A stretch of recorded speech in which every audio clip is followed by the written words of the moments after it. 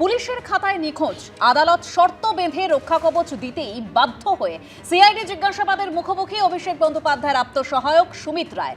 একদিকে আপ্তসহায়ক, অন্যদিকে ঘনিষ্ঠ দেবরাজ চক্রবর্তীর নতুন কীর্তি প্রকাশ্যে। চাপ বাড়ল অভিষেক বন্দ্যোপাধ্যায়ের, আরো অস্বস্তিতে কালীঘাট তৃণমূল।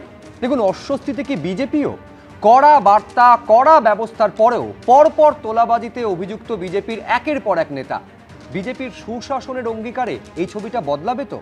একই সঙ্গে বেহাল রাস্তার ছবিটা কবে বদলাবে তারও অপেক্ষায় রয়েছেন রাজ্যবাসী। জানিয়ে স্টুডিওয়ে উপস্থিত সমস্ত অতিথির কাছে আমি আসবো, কিন্তু ঘড়ির কাঁটায় এখন রাত ৮টা পেরিয়েছে, অর্থাৎ প্রায় ১০ ঘন্টা হয়ে গেল। এখনো পর্যন্ত ভবানী ভবনে রয়েছেন একেবারে অভিষেক বন্দ্যোপাধ্যায়ের আপ্তসহায়ক সুমিত রায়। নির্ধারিত সময় ছিল সকাল 10টা, কিন্তু তার 6 মিনিট আগে 9:54 পৌঁছে যান সুমিত রায় সিআইডির জিজ্ঞাসাবাদের মুখোমুখি হওয়ার জন্য। এখন ঘড়ির কাঁটায় রাত 8টা, ভবানী ভবন থেকে এখনো পর্যন্ত বেরোননি সুমিত রায়। ভেতরে ছবিটা কি জানবো সরাসরি। পার্থপ্রতিম ঘোষ আমাদের প্রতিনিধি রয়েছেন ভবানী ভবন থেকে। পার্থ, 10 ঘন্টা হয়ে গেল অভিষেক বন্দ্যোপাধ্যায়ের আপ্তসহায়ক সুমিত রায় তিনি এখনও ভবানী ভবনের ভেতরে রয়েছে। অন্যদিকে যখন সুমিত রায় ভবানী ভবনের ভেতরে রয়েছে, তখন ভবানী ভবনের বাইরের ছবিটা আমার সহকর্মী সন্দীপ সাধুকাকে দেখাতে বলবো। দেখতে পাচ্ছি এখানে পুলিশি নিরাপত্তা ব্যবস্থা সেটা জোরদার আঁটোসাঁটো করা হয়েছে। ভবানী ভবনের ঠিক বাইরের ছবি হচ্ছে এটা।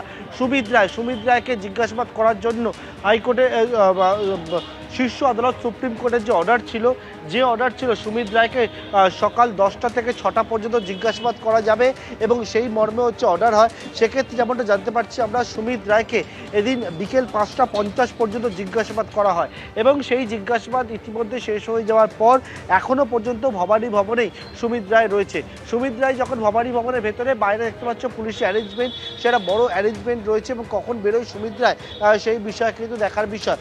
শালবনির এই যে জমি দুর্নীতি, যেটা হচ্ছে সরকারি জমিকে প্লটে প্লটে ভাগ করে একেবারে বিক্রি করে দেওয়া, নথি জাল করে, এবং তার পাশাপাশি হচ্ছে সেক্ষেত্রে হচ্ছে তৃণমূলের প্রাক্তন বিধায়ক সুজয় হাজরা গ্রেপ্তার এবং তারপরে আর্থিক লেনদেন, সেই লেনদেনে কোটি কোটি টাকা সুজয় হাজরা থেকে হচ্ছে সুমিত রায়ের কাছে গেছে বলে পুলিশের তরফ থেকে দাবি করা হয় এবং তার জন্যই সুমিত রায়কে গ্রেপ্তার করার জন্য বা তার কাছে পৌঁছাবার জন্য আমরা দেখেছিলাম যে নন বেলেবেল ওয়ারেন্ট ইস্যু হয়েছে, তার বিরুদ্ধে লুকআউট সার্কুলার হয়েছে। অভিষেক বন্দ্যোপাধ্যায়ের বাড়িতে পর্যন্ত তালা ভেঙে পুলিশ পৌঁছেছিল। সেই মামলায় সাময়িক স্বস্তি পাওয়ার পর সুমিত রায় আজকে সুপ্রিম কোর্টের নির্দেশে বর্তমানে এখনো পর্যন্ত ভবানী ভবনে রয়েছে। যখন ভবানী ভবনে সুমিত রায় রয়েছে, ভবানী ভবনের বাইরের ছবিটা তোমায় দেখালাম, সেখানে কিন্তু বড় একটা পুলিশ অ্যারেঞ্জমেন্ট সেটাও কিন্তু রয়েছে। ধন্যবাদ পার্থ। অর্থাৎ এখনো ভবানী ভবনেই রয়েছেন অভিষেক বন্দ্যোপাধ্যায়ের আপ্তসহায়ক সুমিত রায়। তবে ভোটের রেজাল্টের পর থেকেই তিনি বেপাত্তা ছিলেন। অবশেষে আজকে তিনি হাজিরা দিয়েছেন। শালবনী জমির জালিয়াতি মামলায় তাকে ডেকে পাঠিয়েছিল সিআইডির তদন্তকারী আধিকারিকরা। দেখুন, তার বিরুদ্ধে অভিযোগের পাহাড়, মামলার পর মামলা, মুড়ি মুরগির মতো এফআইআর। প্রায় 3 মাস বেপাত্তা থাকার পর অবশেষে সামনে এলেন অভিষেক বন্দ্যোপাধ্যায়ের আপ্তসহায়ক সুমিত রায়। শনিবার সকাল 9:54 সিআইডির সদর দফতর ভবানী ভবনে হাজির হন তিনি। আপনি কোথায় ছিলেন? আপনারা খোঁজে একবার অভিষেক বন্দ্যোপাধ্যায়ের বাড়িতে তালা ভাঙতে যাচ্ছে তো পুলিশ। হ্যাঁ, দুর্নীতির সঙ্গে যুক্ত একের পর এক অভিযোগ। সুমিত রায় আজকে জিজ্ঞাসাবাদের মুখোমুখি হয়েছে, কারণ কোটি কোটি টাকা সুমিত রায়ের কাছে গিয়েছে বলে তেমনটাও কিন্তু পুলিশের তরফ থেকে দাবি করা হয় এবং সিআইডি জিজ্ঞাসাবাদের মুখোমুখি হয়েছে সুমিত রায়। যে মামলা, শালবনির মামলা, যেখানে হচ্ছে সাময়িক স্বস্তি রয়েছে, দেবরার মামলা, তার রক্ষা কবচ রয়েছে, কিন্তু অন্যান্য একাধিক যে মামলাগুলো রয়েছে সেই মামলায় কোনো রকম কোনো রক্ষা কবচ নেই অভিষেক বন্দ্যোপাধ্যায়ের আপ্তসহায়ক সুমিত রায়।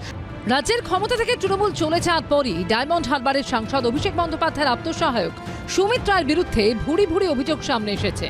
তার মধ্যে একটি শালবনের জমি দুর্নীতি, যেখানে সরকারি জমি জালিয়াতি করে বিক্রির অভিযোগ ওঠে। কোটি কোটি টাকার দুর্নীতি হয় বলে অভিযোগ। সেই মামলায় অভিষেক বন্দ্যোপাধ্যায়ের আপ্তসহায়ক সুমিত রায়ের ক্যানাল রোডের বাড়িতে শুক্রবারই যায় পুলিশ। শনিবার সকাল 10টা তাকে হাজির হতে বলা হয়। যারা এতদিন ধরে পালিয়ে বেড়াচ্ছিল, যারা বলছিলেন যে আমরা দেখা দেব না, বিভিন্ন সময় বিভিন্ন রকম অজুহাত খাড়া করছিলেন একের পর এক, তারা আজকে বুঝতে পারছেন যে তাদেরকে আসতেই হবে। নতুন সরকার কাউকে কোনো রকম পলিটিক্যাল ইমিউনিটি দেবে না, আসতেই হবে, পালিয়ে বাঁচা যাবে না। এটা সম্পূর্ণ তাদের বিষয়, কনসার্ন ব্যক্তির বিষয়। এ ব্যাপারে কোনো মন্তব্য করব না।